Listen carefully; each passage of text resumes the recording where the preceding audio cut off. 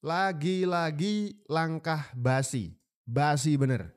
Prabowo yes, Gibran no. Ini kan tagline yang dipopulerkan oleh orang-orang dari Partai Demokrasi Indonesia Perjuangan. Ya gara-gara mereka kalah di Pilpres 2024 dan yang lebih sakit adalah kader unggulan mereka, Pak Jokowi, keluar dari partai. Ini politik pecah belah khas zaman kolonial Belanda. Pernah dengar kan? Dulu tuh cerita sejarah menceritakan kepada kita semuanya ada satu teknik adu domba seperti ini, khas zaman kolonial penjajah. Masa iya PDIP puja-puji Prabowo tapi serang wakilnya Mas Gibran gara-gara Mas Gibran adalah anak Pak Jokowi. Trik zaman penjajah kok dipakai sih orang-orang PDIP ini? Bahwa PDI Perjuangan tetap mendukung pemerintahan Prabowo Subianto. Saya sengaja tidak sebutkan Pak Gibran-nya. Ya. Kita tetap oleh Ibu Ketua Umum, kita tetap mendukung pemerintahan Bapak Prabowo Subianto. Tetapi PDI Perjuangan adalah merupakan partai yang menjadi satu-satunya yang menjalankan check and balance. Ya, kita mendukung, tetapi kita tetap mengadakan check and balance terhadap jalannya pemerintahan sekarang. Ini kan Pak Gibran itu kan sudah dipecat dari PDI Perjuangan. Jadi ya bagaimanapun tahu kan babak ini semua sejarahnya seperti apa. Jadi ya ini dalam posisi saya mengucapkan itu tadi ya sehubungan dengan itu ya. Bagaimana ya PDI Perjuangan ini dizolimi ya, bagaimana perlakuan hukum yang tidak adil ya ini yang menjadi catatan bagi kami kader-kader PDI Perjuangan. Ini basi sebenarnya, cuman statement-statement basi begini mereka ucapkan kembali dengan kesadaran penuh di depan kamera wartawan yang ngeliput adalah Kompas. Jadi valid ya. Ketua DPD Partai Demokrasi Indonesia Perjuangan Sumatera Utara, Rapidin Simbolon, menegaskan bahwa atas petunjuk dari Ketua Umum PDIP, Ibu Megawati Soekarnoputri, mereka diminta untuk mendukung Pak Prabowo, tapi tidak Gibran. Kok bisa? Kok bisa di depan umum menjadi statement publik, menjadi statement khalayak umum di depan wartawan? Ini mereka bilang akan mendukung Prabowo, tapi tidak akan mendukung Mas Gibran. Saya nggak ngerti lagi logika politik bagaimana yang mereka pakai. Yang terakhir tadi Rapidin Simbolon mengatakan bahwa PDIP dizolimi. Itu bukan zolim. PDIP kalah, itu yang benar. Dan dalam kompetisi kalah dan menang itu biasa. Bahwa mereka merasa ada dicurangi dan ini dan itu, bukankah sudah disidangkan di Mahkamah Konstitusi saat mereka menggugat hasil pemilu PHPU Pilpres? Hasilnya apa? Itu diterima sebagai bentuk kedewasaan untuk menjadi masyarakat hukum di Indonesia. Kita harus menghormati hukum. Bukankah begitu? Kalau misalkan sekarang kalah, kan masih ada 2029. Tapi masih main cara-cara anak kecil kehilangan permen seperti ini. Tantrum sampai 5 tahun ke depan. Yakin? Yakin mau tantrum sampai 5 tahun ke depan? Alasannya apa gitu? Harusnya orang-orang PDIP ini menunjukkan jiwa besar ya kan, bahwa mereka kalah di 2024, mereka akan perbaiki lagi mesin partai menuju 2029. Saya akan salut. Saya akan menyebut dan melihat PDIP sebagai partai berjiwa besar. Begitu. Bukannya seperti ini. Lucu mereka. Ada Erik. Tunggu nanti Mas Gibran jadi presiden. Iya lagi. Jangan-jangan nanti 2029 Mas Gibran maju terus jadi presiden. Mereka tambah kejang-kejang lagi. Sekarang yang wakil presiden saja mereka udah kejang-kejang. Apalagi kalau misalkan maju beneran seperti prediksi Pak Prabowo 2029, jangan-jangan nanti atau tahun-tahun berikutnya ada AHY, ada Gibran, ada Mbak Puan misalkan, dan berkontestasi yang menang Gibran, gimana? Mereka akan pindah ke Mars atau Pluto gitu. Lucu sekali.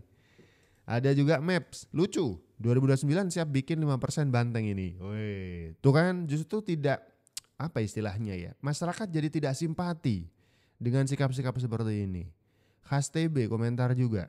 Lucu, suka tidak suka, sebut gak disebut, Mas Gibran tetap RI 2, gak ngaruh. Tunggu saja Pak di 2029. Masuk akal juga sih. Mau PDIP itu mau menyebut Mas Gibran wapres atau tidak, konstitusi sudah menyebutkan bahwa pemimpin yang sah sekarang adalah Pak Prabowo dan Mas Gibran. Itu pun sudah diambil sumpahnya di MPR. Jadi kalau tantrum sekarang itu sudah basi, narasi basi. Dan ini masih digaungkan lagi terus menerus oleh orang-orang PDIP. Mau sampai kapan? PDIP Sumut nyatakan dukung pemerintahan Prabowo, katanya arahan dari Ibu Mega. Jadi DPD PDIP Sumatera Utara menyatakan dukungan untuk pemerintahan Presiden Prabowo Subianto. Ketua PDIP Sumut Rapidin Simbolon bilang bahwa dukungan itu berdasarkan arahan dari Ketum PDIP Megawati Soekarno Putri. Meski begitu, Rapidin nggak nyebut nama Gibran dalam pernyataan dukungan tersebut. Ia menjelaskan alasan kenapa Gibran nggak disebut ialah karena rekam jejak Wapres RI itu yang telah dipecat sebagai kader PDIP. Meski begitu, Rapidin menegaskan bahwa PDIP tetap akan melakukan fungsi kontrol meski telah menyatakan dukungan kepada pemerintahan Prabowo. Dia menyebut tugas pengawasan kepada pemerintah itu juga sesuai dengan arahan Megawati. Hal itu menurutnya karena hubungan antara Prabowo dan Megawati baik-baik saja. Kalau menurut kalian gimana nih? Kalau menurut kita itu adalah langkah politik basi. Udahlah, PDIP.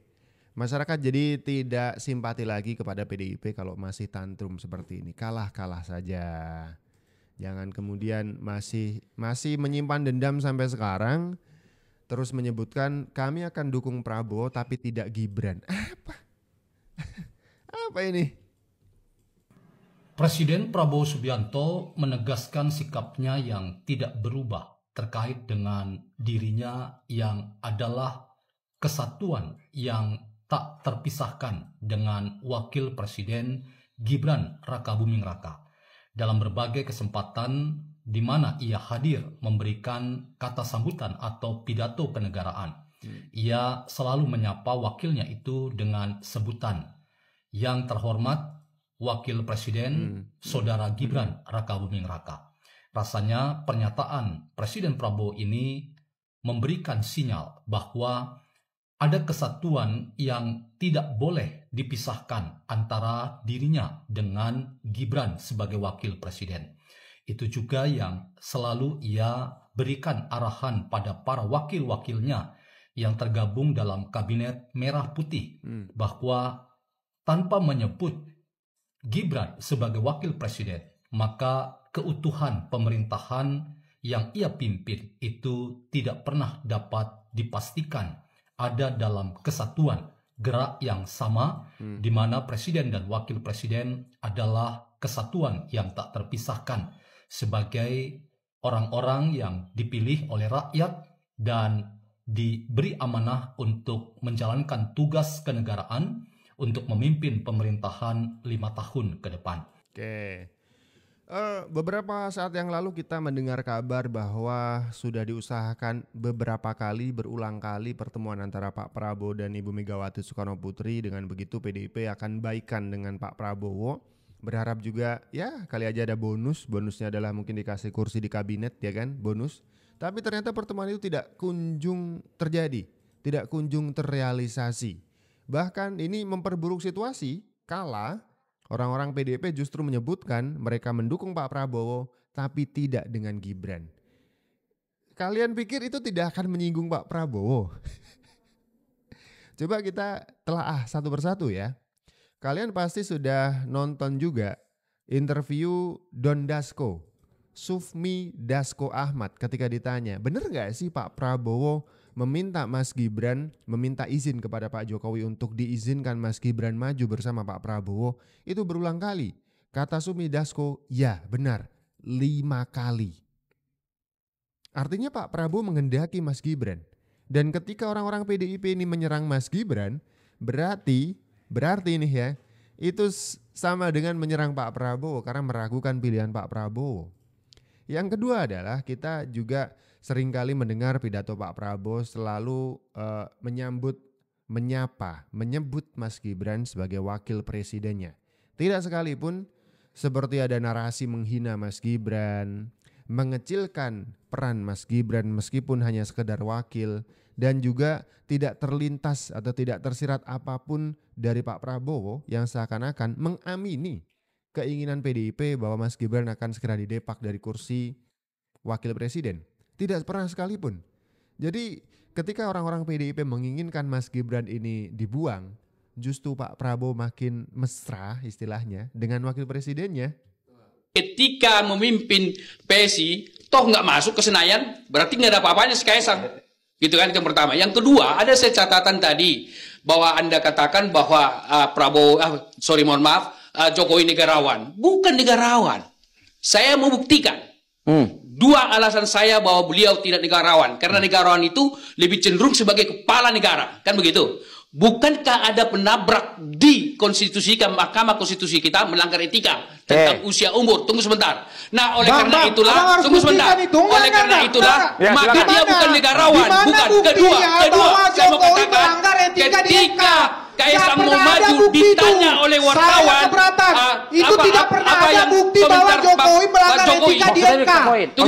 Jokowi tidak pernah melanggar etika di MK. Ketika dia Republik ini tidak ada pernah oleh bukti itu, wartawan tidak pernah ada. Mengapa Kaisang maju, jawabnya hanya Jangan satu. dibawa omong Yaitu kosong. saya sebagai orang tua hanya merestui, kan begitu? Iya. Sebentar. Orang tua bukan hanya merestui, juga termasuk melarang karena telah melanggar etika di Mahkamah Konstitusi. Oke, orang-orang kubu sebelah sana melihat Pak Jokowi sebegitu bersalahnya itu karena merestui Mas Gibran. Tapi mereka akan sedikit lucu ketika di depan kamera wartawan, ketika ditanya apa salah Jokowi karena merestui Mas Gibran maju menjadi wakil presiden. Itu akan ditertawakan oleh semua orang. Restu seorang ayah itu tidak melanggar konstitusi. Makanya mereka memilih kalimat yang lebih tajam. Jokowi melanggar konstitusi. Tapi ketika ditanya apa buktinya? Apakah ada pelanggaran atas tangan Jokowi yang bermain di Mahkamah Konstitusi? Sampai sekarang tuduhan itu tidak pernah dibuktikan secara gamblang. Ada soal teguran etika itu benar, tapi kemudian apakah itu menjadi bukti bahwa tangan Jokowi sendiri yang bergerak merubah, menyetir Mahkamah Konstitusi hingga akhirnya lahir putusan 90 yang mengizinkan Mas Gibran maju di Pilpres 2024 kemarin? Tidak ada bukti. Nah, ketika itu dimampatkan, ketika itu dimentokkan oleh pendukung Jokowi, artinya kan tuduhan itu tidak ada buktinya. Mereka bergeser. Maksud saya adalah bukan begitu, tapi seorang ayah harusnya melarang Mas Gibran maju lah. Kalau soal itu berarti bukan soal melanggar konstitusi. Seperti cerita dari Sufmi Dasko Ahmad, Pak Prabowo perlu izin, sowan, dan membujuk Pak Jokowi 5 kali. 5 kali. Itu artinya Pak Jokowi tidak serta-merta mengizinkan Mas Gibran untuk bersanding bersama Pak Prabowo maju di Pilpres 2024. Orang ini harus melihat ini secara lengkap dan utuh begitu. Sebelum berkomentar macam-macam. Cuman karena sakit hati kalah di Pilpres, mereka nyari orang yang bisa diserang terus-menerus. Dan Jokowi adalah orang yang tepat karena Pak Jokowi seringkali diam. Tapi kata Pak Jokowi di momen terakhirnya adalah Pak Jokowi mengatakan, saya sering dihina, dicela, ya kan?